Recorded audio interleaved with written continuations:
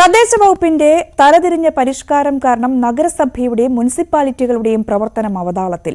Permit നൽകുന്നതിനും നികുതി ഈടാക്കുന്നതിനും അടക്കം ഉപയോഗിച്ചിരുന്ന സോഫ്റ്റ്വെയറുകൾ 15 ദിവസത്തോളമായി നിശ്ചലമാണ്. കെ-സ്മാർട്ട് എന്ന പുതിയ സോഫ്റ്റ്വെയറാണ് തദ്ദേശ സ്ഥാപനങ്ങളിൽ പുതുതായി കൊണ്ടുവന്നത്. ദിവസം 15 കഴിഞ്ഞിട്ടും സോഫ്റ്റ്വെയർ പ്രവർത്തനക്ഷമമല്ല. ഉണ്ടായിരുന്ന സോഫ്റ്റ്വെയറുകൾ ഒഴിവാക്കുകയും ചെയ്തു. വലയുന്നത് പൊതുജനം. പെർമിറ്റും കിട്ടുന്നില്ല, റെസിഡൻസ് സർട്ടിഫിക്കറ്റുകളുമില്ല, ഉദ്യോഗസ്ഥർക്ക് നികുതി പിരിക്കാനുമാകുന്നില്ല. ഓൺലൈൻ നടപടികൾ നിശ്ചലം. ഇതെല്ലാം കൂടി ഒരൊറ്റ കുടക്കീഴിലാക്കിക്കൊണ്ട് കേരള സർക്കാർ പുതിയൊരു സോഫ്റ്റ്വെയർ ഇംപ്ലിമെൻറ്റ് ചെയ്തു. കെ-സ്മാർട്ട് നല്ല സോഫ്റ്റ്വെയർ ആണ്. നമ്മുടെ ആൾ കേരള ബിൽഡിംഗ് ഡിസൈൻ ഓർഗനൈസേഷൻ സ്വാഗതം ചെയ്യുന്നു. അത് നടക്കട്ടെ, സന്തോഷമുണ്ട്.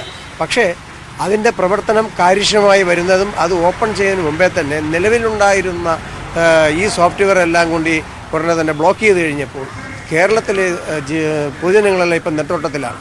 കാരണം കെട്ടിട നിർമ്മാണ അപേക്ഷ കൊടുക്കാൻ പറ്റുന്നില്ല, കെട്ടിട നികുതി അടയ്ക്കാൻ പറ്റുന്നില്ല, റെസിഡൻസ് സർട്ടിഫിക്കറ്റ് എടുക്കാൻ പറ്റുന്നില്ല. അങ്ങനെ ആകെപ്പാടെ മൊത്തത്തിൽ പരിങ്ങലായിരിക്കുകയാണ്. ഇപ്പോൾ സർക്കാർ ഇങ്ങനെ മറ്റ് നിലവിലുള്ള സോഫ്റ്റ്വെയർ ബ്ലോക്ക് ചെയ്ത് കഴിയുമ്പോൾ മറ്റ് പകര സംവിധാനമൊന്നും ചെയ്തിട്ടില്ല. അതിന് പകരം സംവിധാനം ചെയ്യാതെ ഇത് ഇത്രയും പെട്ടെന്ന് തന്നെ ബ്ലോക്ക് ചെയ്ത് കഴിഞ്ഞാൽ പൊതുജനങ്ങളുടെ ബുദ്ധിമുട്ട് വളരെ വലുതാണ്. സംസ്ഥാനം കടുത്ത സാമ്പത്തിക ഞെരുക്കത്തിലൂടെ പോകുമ്പോഴാണ് വൻ വരുമാന സാധ്യതയുള്ള തദ്ദേശ വകുപ്പ് തലതിരിഞ്ഞ പ്രവൃത്തി കാണിച്ചത്.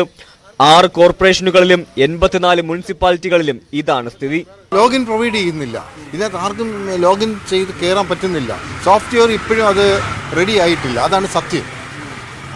അങ്ങനെയുള്ളൊരു സത്യം ഇരിക്കുമ്പോൾ നമ്മൾ ആ പഴയതായ IBPMs ആയാലും സാങ്കി ആയാലും ഏതായാലും മുന്നോട്ട് പോവുകയും ഇത് വരുന്നതോടൊപ്പം തന്നെ അത് സ്റ്റോപ്പ് ചെയ്യുകയും ചെയ്യുക. അങ്ങനെ ആകുമ്പോൾ പബ്ലിക്കിനൊരു ബുദ്ധിമുട്ടാവില്ല.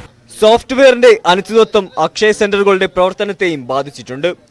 ന്യൂസ് 18 തിരുവനന്തപുരം.